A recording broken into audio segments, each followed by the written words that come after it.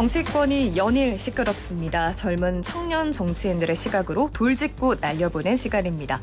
상암동 한시 청년들 두 분 모셨습니다. 먼저 권지웅 민주당 전 비대위원 나오셨습니다. 안녕하세요. 네, 안녕하세요. 권지웅입니다. 네, 다음은 함설 국민의힘 전 중앙홍보위원 나오셨습니다. 안녕하세요. 네, 안녕하세요. 네, 두 분 처음 뵙습니다. 네, 안녕하세요. 반갑습니다. 반갑습니다. 네, 오늘도 멋진 돌직구를 열심히 한번 날려보면서 이 시간 꾸며보도록 하겠습니다. 네. 먼저 대통령 해외 순방과 관련된 내용 얘기 시작을 해보겠습니다.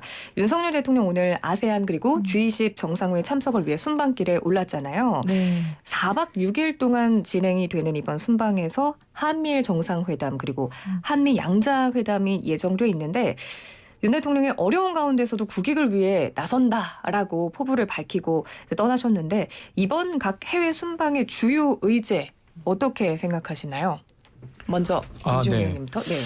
일단은 두 가지 회의를 하는 거잖아요. 하나는 아세안, 그러니까 동남아시아 관련한 국가들과 정상회의를 하는 거고, 두 번째가 이제 G20인데, 아세안 관련해서는 지금 미중 갈등이 계속 커지고 있고, 네. 지금 한국 입장에서는 둘 다 놓칠 수 없는 나라인데, 이 두 나라에 의존하는 것을 이 부담을 좀 다르게 분배할 수 있는 전략 중에 하나가 동남아시아 남아시아 국가들이랑 좀 연결되는 거였어요. 네네. 그래서 문재인 정부 때도 신남방 정책을 해왔었던 거잖아요. 그래서 여기에 아세안의 인구가 한 6억 이상이 되거든요. 그래서 네. 게다가 또 한국이랑 워낙 가깝기도 해서 이분들과 어쨌건 경제 교류를 어떻게 할 것인가, 저는 이런 게 좀 의제가 돼야 된다고 일단 생각하고요. 네.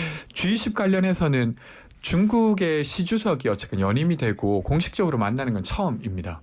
그래서 여전히 어쨌든 중국의 무역 의존도가 높은 한국의 입장에서는 중국과의 관계를 뚫어내는 것도 되게 중요할 것 같아요. 네. 그래서 그 부분이 좀 주목해서 봐야 될 점이 아닐까 싶습니다. 네. 함 의원님은 네, 어떻게 저도 생각하시나요? 경제 안건을 좀 더 주력해야 된다라는 말씀에 동의하고요. 이번에는 캄보디아 가셨다가 이제 인도네시아를 가시는 걸로 알려져 있지 않습니까? 네. 아세안의 입장에서 보면 사실 대한민국은 중국처럼 자신들의 어떤 존재감을 계속 어필해야 되고 주변 국가들을 관리해야 되는 입장도 아니고, 또 일본처럼 또 역사적 빚에 있는 상황도 아닙니다. 대한민국은 좀 독자적으로 또 주목을 받고 있는 나라이기도 해요. 삼성이라는 기업도 있고 뭐 BTS 같은 K-팝 가수들도 있듯이 네. 굉장히 관심도가 높은 상황에서 저도 아까 말씀하셨던 것과 마찬가지로 우리나라 경제에 도움이 될 수 있는 여러 가지 외교 안건을 해결해 오셨으면 좋겠습니다. 네. 뭐 이번 다자 무대에서 말씀해 주셨던 것처럼 뭐 미중 간의 정상회담 중요하다. 그리고 미중 정상회담은 성사가 확정이 됐더라고요. 14일에 이제 이루어진다고 하는데 미중 정상이 만나는 거 보면 한중 정상회담도 굉장히 중요할 텐데 이것과 관련해서는 어떻게 회담 성사를 이루어내야 할까요? 필요해 보이기는 하는데요. 요즘과 같은 시국에는. 그렇죠. 뭐 저도 아주 구체적 방법까지는 지금 떠오르진 않는데 네. 여튼 어쨌건 이렇게 중국 정상을 또 만날 기회가 많지 않지 않습니까? 네. 그러니까 이번에 좀 어떤 방식으로든 짧게라도 만나 뵙는 게 중요하지 않을까 싶고, 특히나 앞서 이야기 드린 대로 사실은 지금 한국 윤석열 정부가 중국 대중 어떤 무역과 관련돼서 부정적인 메시지를 좀 낸 바 있어요. 네. 그러니까 과거에 이제 영국으로 조문을 가실 때도 윤석열 정부의 경제수석이 사실 중국과의 어떤 무역은 네네. 이제 내리막길이다, 이런 식으로 공식적으로 말한 바도 있거든요. 예. 그래서 그런 것들을 좀 만회하기 위해서라도 저는 좀 만남이 꼭 필요하다고 생각합니다. 그러게요. 그러니까 한일은 좀 집중을 해서 스킨십을 하려고 의지를 좀 보이시는 것 같은데 한중과 관련해서는 어떻게 좀 대통령이 바라보고 있느냐, 이 포인트가 참 궁금했거든요.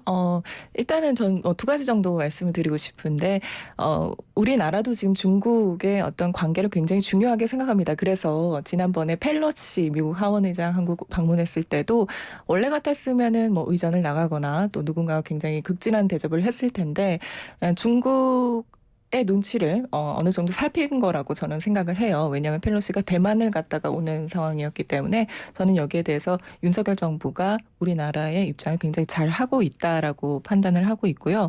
이런 정상회담이 있으면 아무래도 미국과 중국 같은 강대국을 서로 만나려고 할 겁니다. 꼭 우리나라뿐만이 아니라 다른 나라들도 약속을 잡기 위해서 굉장히 촉각을 곤두세우고 있을 것 같아요. 네. 그리고 특히 뭐 누가 먼저 도착했고 어느 자리에 자리에서 누구와 어떻게 눈을 마주치고 악수를 얼마나 반갑게 악수를 얼마나 꽉 했는지조차도 굉장히 관심사인 것 같은데 저도 어쨌거나 이번 사안에서 우리나라의 실익을 위해서 중국과의 회담은 반드시 성사되었으면 좋겠다라는 입장입니다. 네.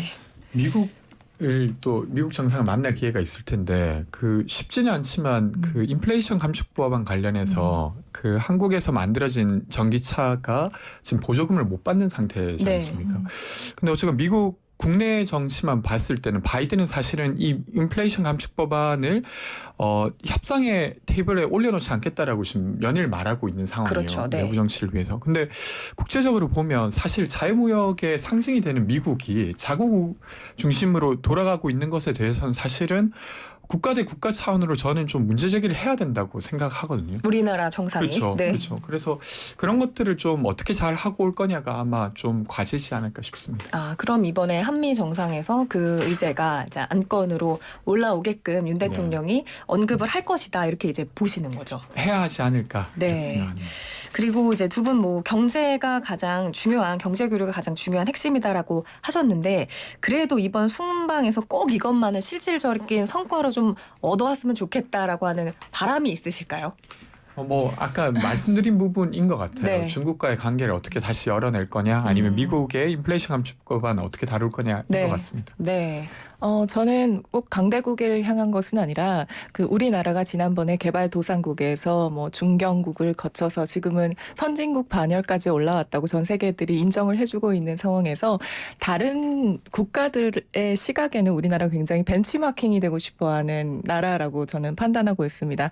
부러움을 사고 있는 나라라고 생각하고 있기 때문에 이번에는 아세안 다른 국가들로부터 실질적이고 실질적으로 경제적 이득을 취할 수 있는 실리를 여러 가지 좀 가지고 오셨으면 좋겠다라는 말씀드리면서 잘 다녀오시기를 부탁까지 드리고 싶습니다. 네, 양손에 좀 실질적인 무언가가 쥐어져서 다시 돌아오시기를 바라겠고요. 이번에는 이 순방기 탑승 불어 관련해서 이야기를 좀 나눠볼게요. 이거 이야기를 안 할 수가 없는 상황이다 보니 네. 이번 순방에 대통령실이 전용기에 이제 MBC 취재진 탑승을 허용하지 않기로 했습니다. 그러면서 이제 윤 대통령이 관련 질문에 해외 순방에 국익이 걸려 있다 이렇게 이제 이야기를 했는데 MBC 전용기를 타서 MBC 취재진이 취재하는 행위가 국익과 배치된다는 뜻으로 이해를 해보면 될까요?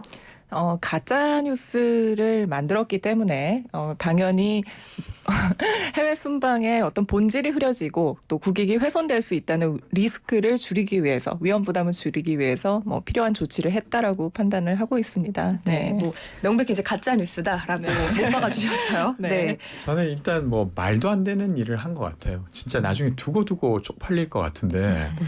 그러니까 일단은 가짜 뉴스라고 규정할 수 없는 상태입니다. 왜냐하면 그때 바이든이든 날리면이든 요걸로 자막을 바이든으로 단 언론사가 140개가 넘어요. 네. 그러니까 그 140개 언론사 모두가 가짜 뉴스를 생산해서 뭐 절차를 통해서 언론중재위를 통해서 징계를 받거나 이렇게 됐다고 하면 모를까 지금 아직 가짜 뉴스라고 확언할 수 없는 상태가 있고요. 예. 그리고 또 하나 더는 사실은 그렇게 자유를 강조하셨지 않습니까? 그러니까 권위주의 국가가 아니라 자유주의 국가라고 하는 건 권력에 대한 감시가 언론을 통해 충분히 될 때 이뤄질 수 있는 겁니다. 근데 이 언론을 사실은 길들이고 있는 거예요. 그러니까 이 국익이라고 하는 말도 저는 조금 더 엄밀히 말하면 윤석열의 이익 이렇게 느껴지거든요. 그러니까 예를 들면 국가 전체가 좋아지는 것과 윤석열 대통령이 체면을 구기지 않는 건 전 다르다고 봐요. 근데 그 바이든 날리면 이것은 사실은 윤석열 대통령의 체면과 관련된 것이었지 그것이 국익과 관련된 것은 아니었습니다. 그때 뭐 미국이 뭐 동맹이 훼손된다거나 이랬나요? 전혀 그렇지 않았어요. 그러니까 미국은 되려 개의치 않는다라고 입장까지 말해줄 정도였죠.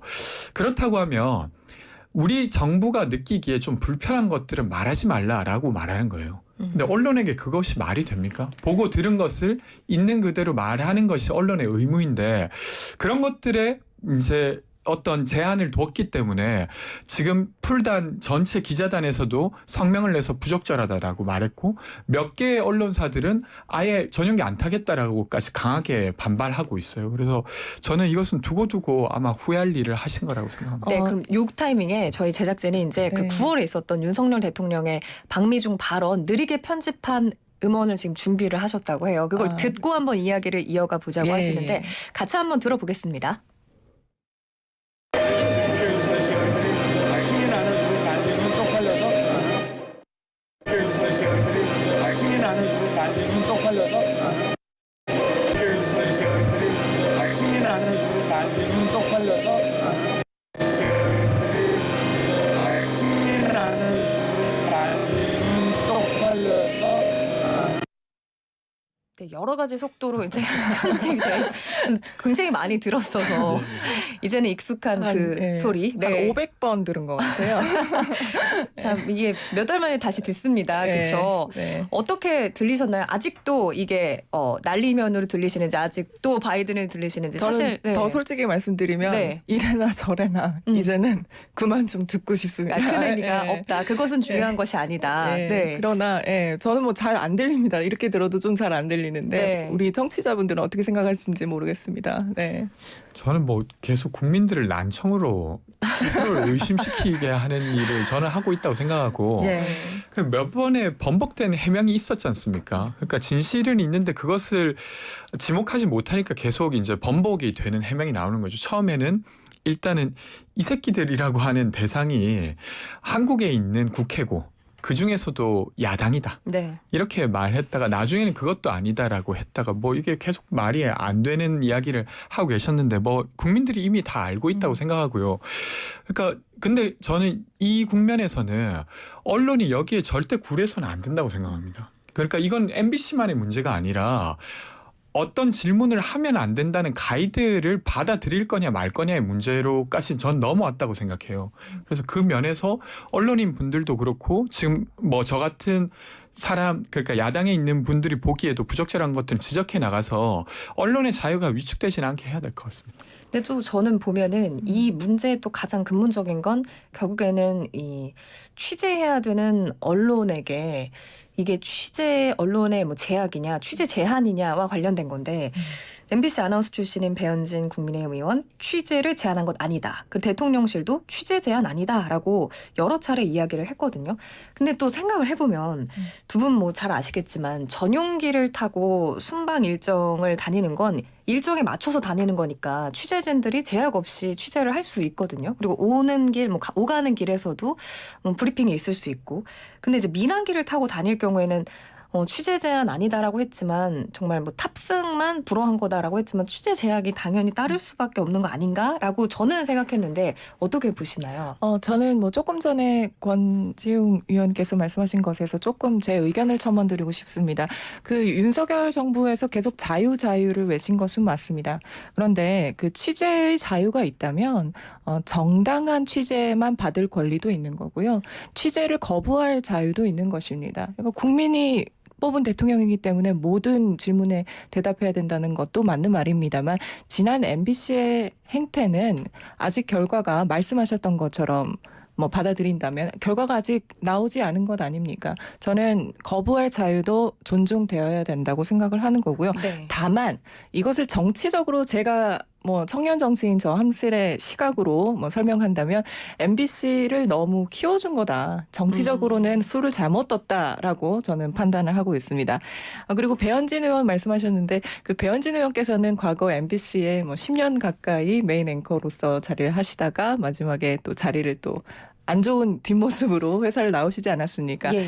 저는 이 워딩에서는 좀 개인적인 감정이 있었다. 옛날 회사에 대한 좀 안 좋은 감정까지 같이 섞인 발언이 아닌가 생각을 해봤습니다. 네. 네. 일단 뭐 배현진 그 의원 같은 경우는 사실 자기 자신이 이제 몸담았던 언론인의 가치를 스스로 저버린 거라고 저는 생각하고요. 뻔히 네. 알고 있을 거라고 생각합니다. 근데 이제 지금 정부의 입맛에 맞는 말을 해야 되니까 지금 저 정도 이야기를 하신 거라고 생각하고 아까 말씀하신 대로 당연히 이제 어떤 질문을 거부할 권한도 있죠. 실제로 그렇게 하고 있지 않습니까? 매일 도어 스태핑이 있을 때 답변하기 싫은 건 안 하시고 계시죠. 근데 그것이 특정 언론을 배제해야 되는 걸로 연결되어서는 안 됩니다. 그리고 이 전용기라고 하는 거 국가의 세금으로 돌아가는 것이잖아요. 그러니까 그냥 예를 들면 인터뷰 요청이 왔는데 그것을 응하지 않았다는 것과 공적 공무를 이행하는 데 있어서 거기에 누군가를 특별히 배제시켰다는 건 전혀 다른 문제죠. 그래서 저는 그런 면에서 이건 거의 명백하게 언론 침해라고 생각하고요. 트럼프 대통령이 2018년에 CNN 어떤 기자 출입 제안했어요. 그리고 일주일 만에 법원에 의해 명령을 받아서 그것을 복귀시키거든요.